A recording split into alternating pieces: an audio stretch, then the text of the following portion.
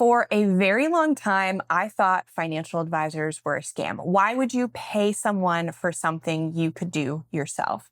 But after 10 years of studying finance, we have realized that the reality is somewhere in the middle. If you've ever wondered whether hiring a financial advisor is worth it or if it's a trap, this episode is for you. We are going to be breaking down exactly what financial planners do, how to know if you need one, and how to find someone who actually works for you, even on a frugal budget.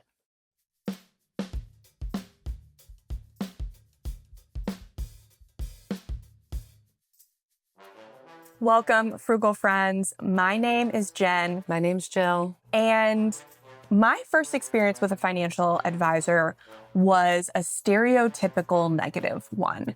We had just finished paying off $78,000 of debt, and we were told you can't start investing until you pay off all of your debt. And so we just assumed that now that we're ready to start investing, we need to hire somebody to do it for us. And we went into that meeting, and the guy had 4 options for us. It was a free meeting.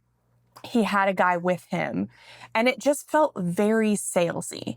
And I got the weird vibe from it. And so I went online, as millennials do, and I looked for podcasts. I had only been, this was 2016, and I had only been studying finance for a year. So I didn't know anything. What prompted you to go to him? Well, just because we were done paying off our debt and we were ready for the next thing. So that right there is how I got into personal finance podcasts, personal finance blogs, and personal finance media in general. It was from that. So it was a blessing, but that is where I learned that this guy was indeed selling me something, that he had some licenses, but his licenses did not require to work in my best interest. And that there were so many more options that were so much more affordable. And so that I took from that experience, that financial advisors are a scam. I can do this myself. I spent years like stacking Benjamins, afford anything, choose FI, oh my gosh, bigger pockets. Like I was in podcasts like every day. And I just learned everything I could about investing. And I was like, why would you pay someone to do something you could do yourself? And that's what I would say. And over the last 10 years of that, I guess it's been 8 years since that experience, I have learned a lot of instances where a financial advisor would be useful, but not that financial advisor, quote unquote, that I met with the first time I ever thought about investing. Yeah, I think because you've always been a few steps ahead of me in your understanding of finances, me knowing I don't actually have to go to somebody. I could learn how to do this on my own, and it's actually not that complicated. It doesn't have to be that complicated, has caused me to never have sought out a financial advisor until recently. I mean, a lot of you know that I just recently sold my house. And so there was this influx of cash that I needed to decide, okay, what is the best route to take with this? And just to be affirmed by somebody else. Thankfully, I've got a couple of friends who are financial advisors and do work in my best interest because they're friends of mine.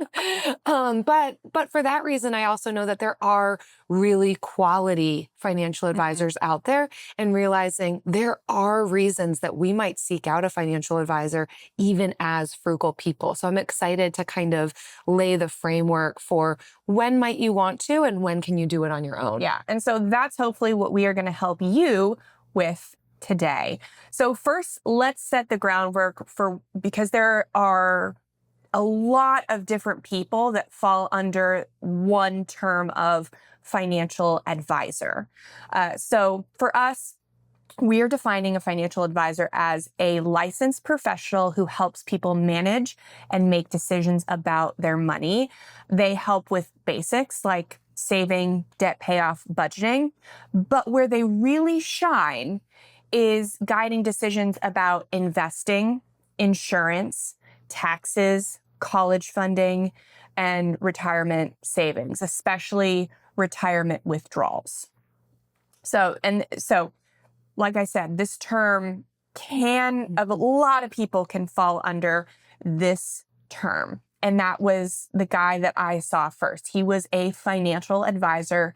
He had his, different tests to be able to be considered a financial advisor to sell securities in the state of Florida. And I think that's what can be so confusing is so many people can use this financial advisor designation, anything from managers to insurance agents to certified financial planners. And so it's one of the reasons why we need to have the correct questions to ask. And actually, we just sent out in the friend letter today 6 questions to be asking of a financial advisor to make sure you're getting somebody who is going to work in your best interest and is best suited for the needs that you currently have. So if you're not subscribed to that, certainly check the description to get it's a free newsletter. Yeah, and if you're listening, it's frugalfriendspodcast.com. It's right there. Sign up because we send, extra stuff like this all the time in our twice weekly newsletter.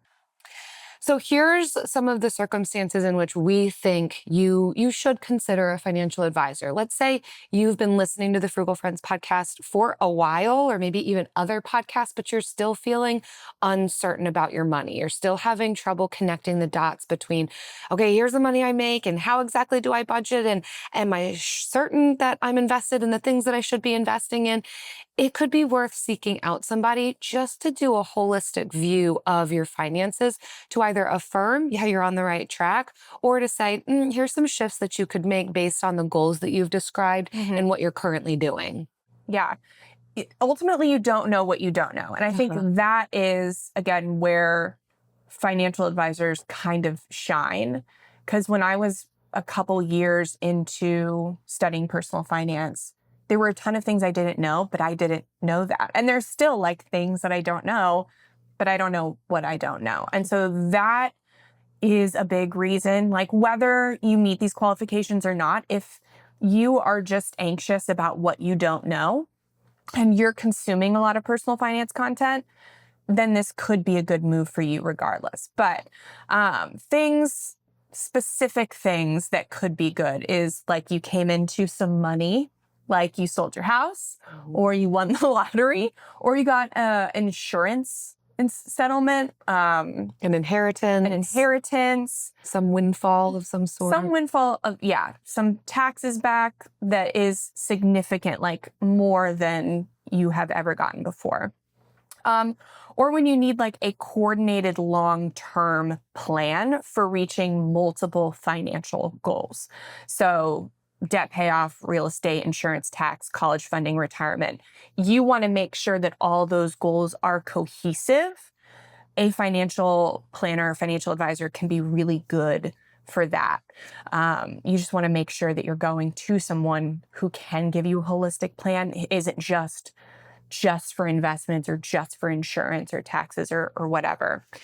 We also recommend seeking out a financial planner if you are close to retirement. And I would say somewhere between 5 to 10 years out so that you can optimize your income sources, understand how you're going to approach withdrawals from the investments that you have, make sure that there's not any changes that need to be made to your current situation. So there are circumstances where we are going to say, unless you feel really confident about what you're doing and how you're doing it, seek someone out. And it doesn't have to mean this long-term relationship. It can just mean you are consulting them and you're paying them a fee for it. Yeah. There's a lot of advisors where you can pay for a holistic plan, or alternatively, you can pay to ask them about one part of your finances. But ultimately, if your finances are very simple, you've got steady job, manageable debt, simple savings goals, you may not need a full service advisor yet. You can hire a fee-only financial planner for one-time hourly, questions, which is much less expensive. You can get that for, $150 to $300 for a session. I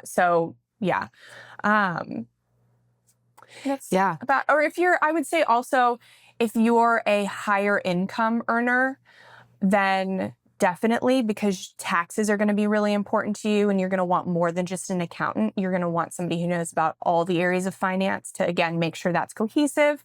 Or if you have investable assets, at least of $100,000, but I would say closer to like 250, 300. That's when you should really consider like hiring someone to look at everything to make sure you're on the right track. But if your invested assets are less than 100,000, everything's very simple. You probably don't need to, and I'm sure there are people in the comments that will come at me and disagree. But it's not cheap to find a good financial advisor. They're worth their weight in gold, but you have to weigh like the perfect scenario versus the realistic scenario. And your own ability and acumen to understand these concepts. If it's just not clicking, finding a good financial advisor really can help to save you time and stress, allow you to focus on the things that are more important to you, prevent some of the costly mistakes that really can happen, like me forgetting to actually invest the money that was sitting in my Roth IRA. They could potentially help you to improve your returns, just give you peace of mind. But here's the thing, they can get a bad rap. Yeah. There is a reason that sometimes we have this, what financial advisor? I don't know about you. Yeah. So many of them are essentially glorified salespeople. And there are a lot of reasons they get a bad rap, but we'll just cover the two main ones. So the first one is fees. And this is the reason that initial sales guy tipped me off, because they legally have to disclose all the fees to you, right? And there were quite a bit. So many people have no idea how much they are paying to use their their free financial advisor, who they pay like assets under management, or like 1% of every contribution they make to their, IRA or 401k or taxable brokerage goes to their financial advisor. And they think they're just paying them, to invest for them. 1% is not a lot if you're doing $100, right? But once you get to that like $100,000 mark, those dollars add up. They accumulate and they take away from the compoundable assets that you have overall. So doing the math, you could potentially be paying your advisor over $100,000 to manage assets that they're not really doing much with. So traditional advisors do typically charge 1% of assets under management, and you will see that as AUM a lot of places, and that can quietly add up. So once you get up to $500,000, you will pay $5,000 a year for your financial advisor. And whether that advisor spends 10 hours or 100 hours on your account. And so they earn other commissions from selling things. So the guy that I saw at first, he only had 4 options, right? Because he was bound to only sell the funds from the company he worked for, whether they were going to be expensive to me or not. And so those investing in funds has another fee. They all have fees. So that was going to be another 1% off the top. And then there was a front end load fee for the effort it takes to make the automatic transaction, right? So you've got front end load, and sometimes you've got back end load. I mean, yeah. And it's not the back end load you want, right? To have it on the front end and the back end in not a good way. It's not a blessing. We don't need that. It's not. These loads are not blessings. Oh, wow. We need to move on. Yeah. But okay, so there's also surrender charges, and my favorite fee. Can you have the favorite fee? And this one is actually very wild. The 12B1 fee. Tell us what it is. Let me know in the comments if you feel as angered about this fee as I do. It is a marketing and distribution fee that advisors are legally able to charge you for the marketing of the fund to other people. So the fund that they have you invested in, they want to sell that to other people. So they make front end loads and back end loads off more people. And they are going to market that on your dime. They're not paying for that marketing. That's a 12B1 fee. So it's named after the SEC rule 12B-1 that allows mutual fund advertising paid for by shareholders. So if you have $100,000 invested in a fund with a 0.75% 12B1 fee, you are paying $750 per year just for that fund's marketing and distribution. So free financial advisors that take a commission off of everything you invest are the most expensive advisors. Okay, so the second reason that we believe that advisors get a bad rap is that they are only legally required to offer suitable products and not necessarily the best products for you. And I think that's where we could find ourselves in situations where they are not optimized for us building wealth, or it's more so optimized for the financial planner to be making money off of you. So that means that a broker or an insurance agent could legally recommend a suitable product that pays them more commission, even if a better, less expensive option actually exists. So obviously that could hurt you in the long run. That could be costly for you in the long run. And some of the big firms even incentivize their employees to push proprietary funds or products. So they've got this weight and pressure on them to be selling these products to you and not be offering you these other alternatives. So even if they want to be a good person, the people that they're working for are telling them, no, you must sell them this thing. Yeah. So and if you're going to them because I don't understand what I don't understand, I'm putting my trust and reliance in you to help me understand these things, and they're kind of being shady about it, that really sucks. Yeah. And so the guy we saw was actually a friend of ours working for a company like this, where that's why the dude in the room was there, like breathing down his neck. Yeah. So they only had these few proprietary options. They couldn't offer other options. This happens a lot with insurance too. If you're going to an insurance company where they only offer one thing, versus you could go to an insurance broker who has upwards of 15, 20 different options to shop for you.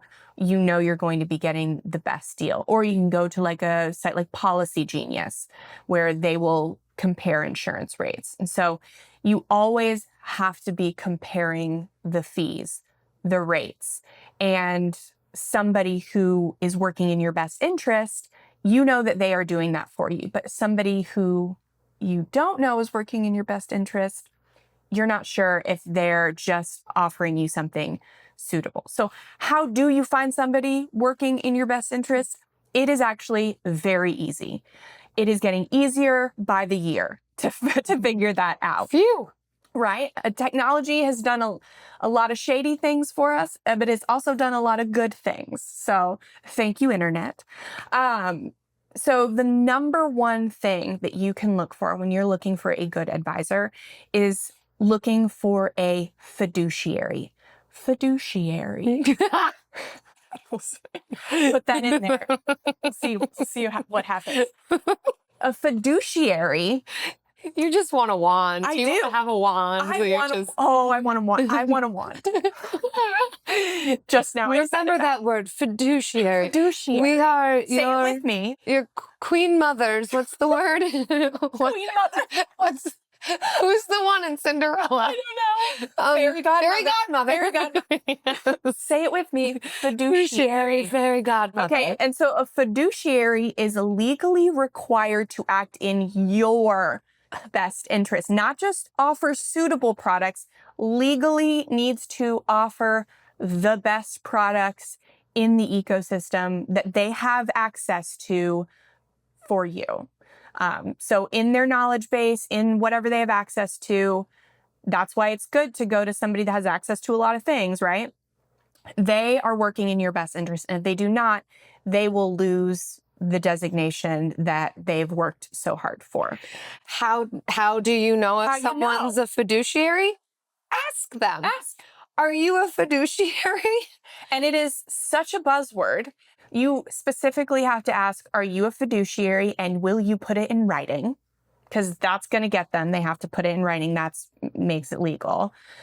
Because a lot of firms will say we have a fiduciary standard, or they will just use the word because they know you're looking for it, even if it's not like, it's just an idea to them. It's not like a legal obligation. Yeah. So often brokers, insurance agents, bankers who are advisors are not actually fiduciaries. People with certain designations, though, so like your fee-only planners, CFPs, they are. Certified Almost financial always are. planners. Yes. They have to sign a whole thing, understand an entire document of a code of ethics. A 60-page code of ethics document that actually Jill's friend memorized. Shout out to Dave test. Ball. He is the most intelligent human I know. Dave, what? Yeah, what? Wow. Okay. So that makes it a lot easier to find a fiduciary, is that you're going to look for some specific designations like CFP, Certified Financial Planner. I think that's what makes it really easy, like you said, now to find people that you can know that you trust. It's one of the things that I recommended even in the mental health world. And someone's like, who should I go to see? Look for the licensing, because you can know that they've had to pass a certain set of standards. Stay away from just the word mental health coach, but look for a licensed clinical social worker. Look for a licensed marriage and family therapist. Same thing here. Look for a certified financial planner. That they're going to have a comprehensive financial planning understanding. So kind of knowing general knowledge on investing, taxes, retirement, estate planning, insurances. So if that's the type of thing that you need advice on, kind of anything and everything, that's what you're going to want. A CPA is going to be more tax-oriented financial planning. So if you are more focused on optimizing for taxes, kind of really needing to know, what am I going to pay in taxes on this? What do I need to be worried about with capital gains here, there, somewhere else? If you need deep tax expertise, that's who you can go to. If you are more so needing assistance on budgeting or debt management, then an AFC, so that's an accredited financial counselor, might be something that you'd want to look for. So great for some of that more behavioral financial wellness perspective. This is financial coaching. There are so many financial coaches out there that do not have any designation. You cannot verify what they know about personal finance. Experience is great. Having done it is great. Like, we paid off $78,000 of debt. You paid off 60 something thousand. Why do we both always forget? I know. Yeah. I gotta just black out. Okay, so we have the experience, but it is a sliver of knowledge in the greater ecosystem of experience. And so education, testing, that ensures that the person you're going to has studied experience outside of their own. So there's no shade to money coaches or financial coaches, but don't you dare hire one that does not have some kind of credential. And let them manage your finances. Yeah, some kind of registered trademark credential, not just some course, some guy getting rich off of selling courses to people creating courses that created a certification. And this is my hot take. I only want a coach to teach me how to play sports. In any other sector of life, I need credentials. That's just my stance. If you just slap, because here's the thing, anybody can slap the word coach onto something. There's no reporting body. There's no accountability. There's no ongoing monitoring when you just put the word coach on something. They are not reportable to anybody. And that's worrisome for me. And the craziest thing is even shady advisors have to take a Series 7, a Series 6, Series 65, Series 60. They have to take tests, even if they're shady. So you at least know more than these coaches that have nothing. Yeah. So take that I want there to be a board, and you need to have to report to this board. Yeah. And that's that when it comes to my mental health and my money. Okay. I want there to be some kind of ethics committee that if you screw up, you're going to lose your credentials.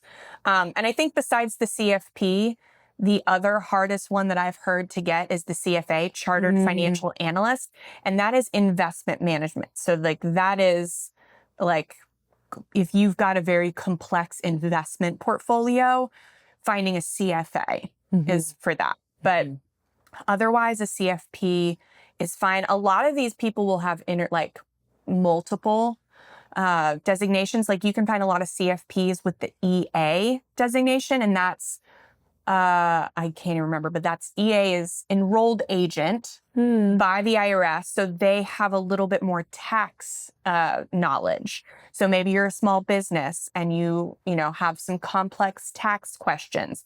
Finding a CFP who's also either a CPA or an EA would be a good combo for you.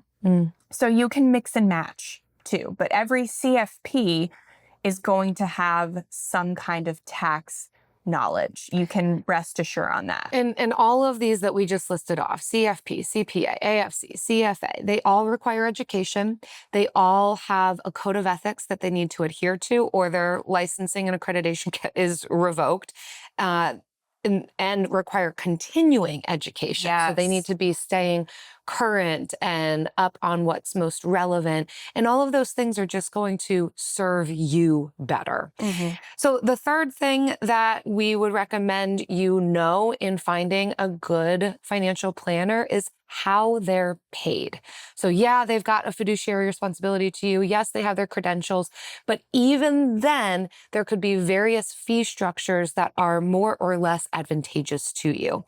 So the model that we certainly love the most is the fee only. So that means that they are only charging you a flat rate hourly, or they could be doing a % of assets, but no commissions. So this has the lowest conflict between the possibility of them working in your best interest or their own best interest. It's very straightforward how you're paying them. I think, there's a lot of opportunity here to just pay for consultation. They're not handing over all of your investments to them, and they're not doing it for you. They may be advising you on what to be investing in, telling you the different paths that you need to take, but that's it. And that's where it ends. And so that, I think, that's my personal choice when it comes to financial planners. But you can find fee-only planners who will manage your assets for you, again, with an assets under management fee, but it's only paid by you. There's no 12B1 or front loads or back loads, none of that. But yeah, personally, again, we are confident that you can do your own investing if you have guidance. So unless you really don't want to be a part of your investing, I really think just like a flat fee, you pay a bigger fee up front for the holistic plan and then a lower fee annually to reevaluate everything or reevaluate things when big life changes happen, like a job loss or a baby or whatever. Fee only really is our best choice by far. You also have fee-based. And so you can find certified financial planners, CFPs, that are both fee-only and fee-based. And the fee-based will have a mix of commissions within them, but they no longer can say they're fee-only if they take some commissions. They have to say they're fee-based. And that's where things get a little murky. I think you see a lot of this from insurance people coming in and getting certified with their CFP, and they retain from, their life before some of those commissions. I think that's where you see it. But just be aware that fee only and fee based are different, and we prefer fee only. Yeah, that there could be possible conflicts. I mean, still, the fiduciary responsibility still bears weight on this. Right, So whether they're fee based or only. Right. Yes. So it is possible that they might recommend something that would be a great option for you and they're earning commissions, but just recognize there could be some conflict there. Yeah. And finally, commission only could potentially be a way that they are paid. And that is paid by product sales, whether that's insurance or funds that they recommend that you be investing in. And there's high conflicts there. That's the red flag. So you want to ask, can you outline every way you're compensated and who pays you? And if they hesitate or can't give a clear answer in plain English, that is a red flag. That they are getting commissions from somewhere. It should be a very easy, like, I get paid by you, and that's it. So there are places where you can find these, fiduciary CFPs, really quality advisors online. The first one is the National Association of Personal Financial Advisors, NAPFA. .org. And then XY Planning Network. And so they specialize in Gen X and Y clients and flat fee or subscription models. Both flat fee and subscription are fee only. But these are where independent financial advisors will join usually both of these organizations typically, and just be on the resource. So you can go on the website and be like, I'm looking for a financial advisor that maybe specializes in this or is located here. And then they'll come back with a list that you can interview. And it's kind of like finding a therapist. Like, the first one that you check out or you talk to on the phone may not feel like the right vibe. So you should talk to several. You should talk to several and see which one gives you the best vibe. Yeah. You don't want to feel talked down to. No. You don't want to feel pulled around. You don't want to feel you don't want to feel more confused after leaving their office. Like, it should be someone truly where you feel like they are working in your best interest. And that is clear both in word and deed. And it's possible with some of these resources to find that. And again, frugalfriendspodcast.com. Get on the friend letter. If you're already on the friend letter, you'll see it in your inbox. The 6 questions to ask to make sure the vibe is right. You know what is always in my best interest? Oh, fiduciary standard from day one, standing on business. The bill of the week.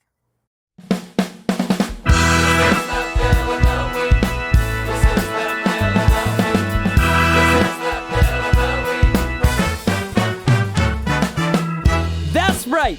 It's time for the best minute of your entire week. Maybe a baby was born and his name is William. Maybe you paid off your mortgage.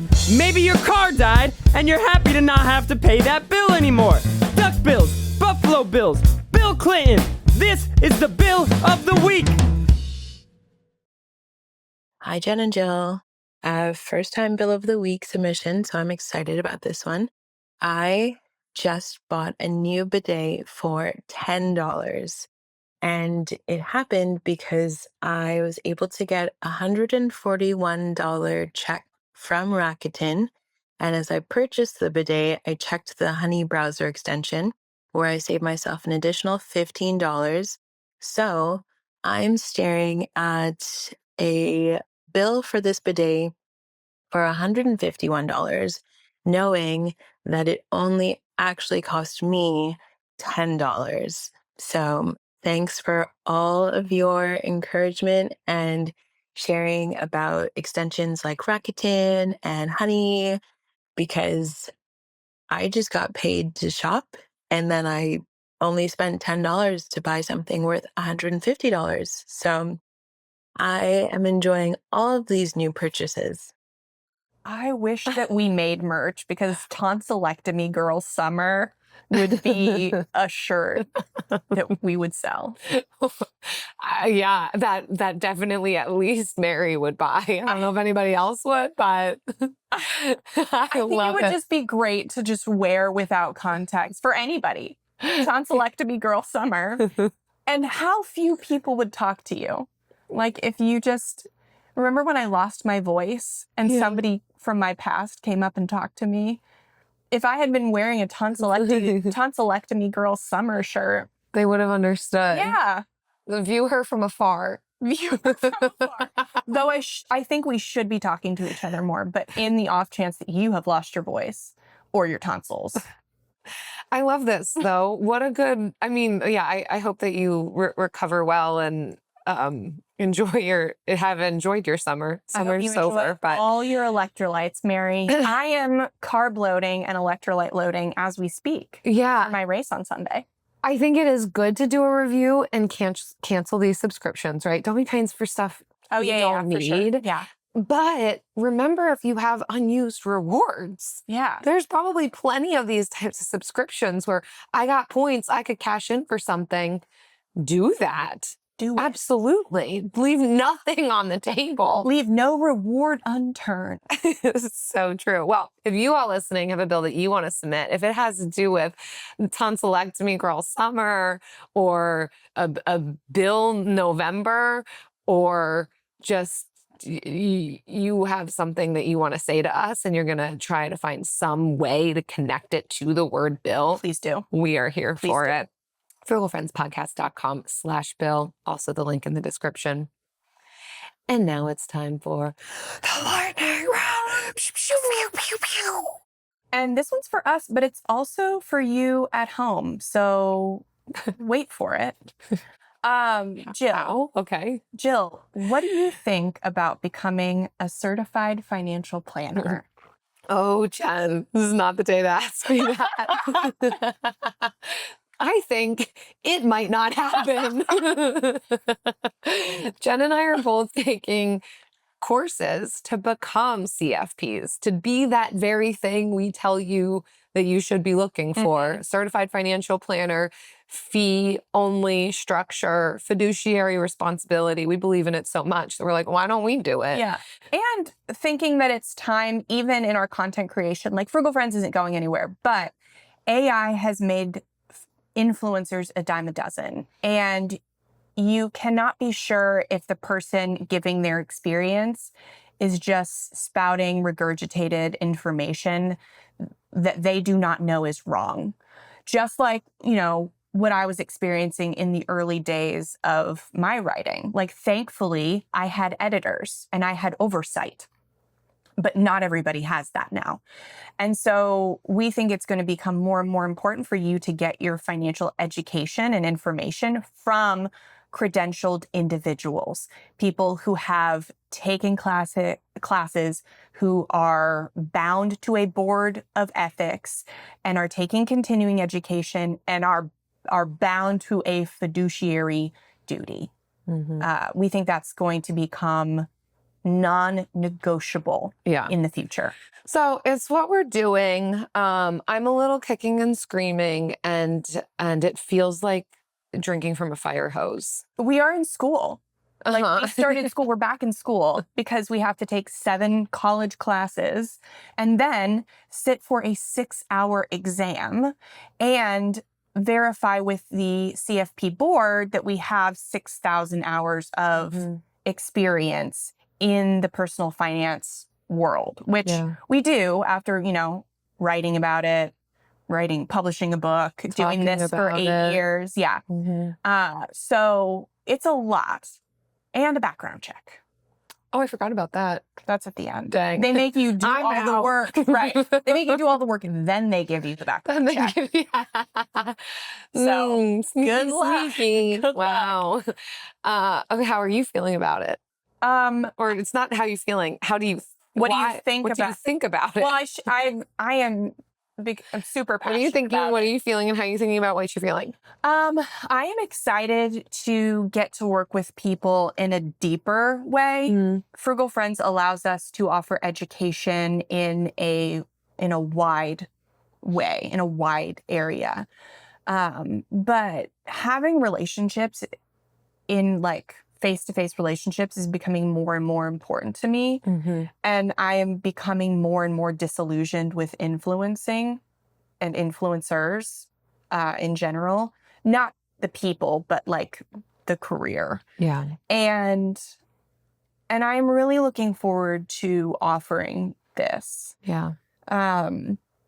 We make our money off of advertising, right? Which feels kind of like we advertise and we speak for things that we really believe in, but it makes it limited. Yeah. And so this is also a way that we can ensure that we can do this for the long term and can keep turning down those ads that don't align with us and still be able to feed our families so much.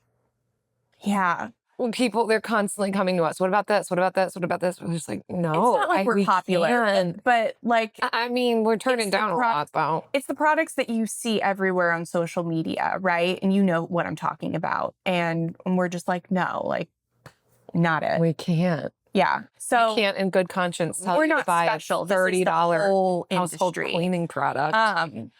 So yeah, I am keeping up. I'm in the insurance class right now. And you're whipping through it faster than I am. I have no social life. So I sit in bed every night and I read the class. And you go out and do that's living. My bad. And you're living life. Yeah. And that's your problem. I don't do anything.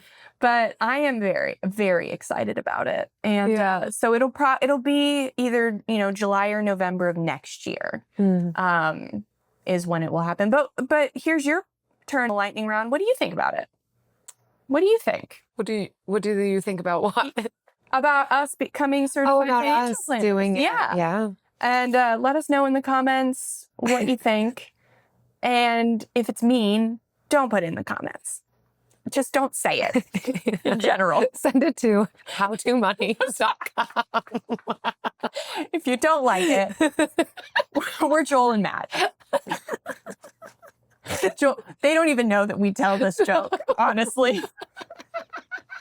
They're about to find out when they get the email. Jill should not become a CFP. What? Okay. Yeah. Let us know. Wow. And thank you for listening. I hope this episode illuminated, shed some light on this topic of financial planning in general, and was a sweet way to break the news to you that this is something that we are interested in and passionate about.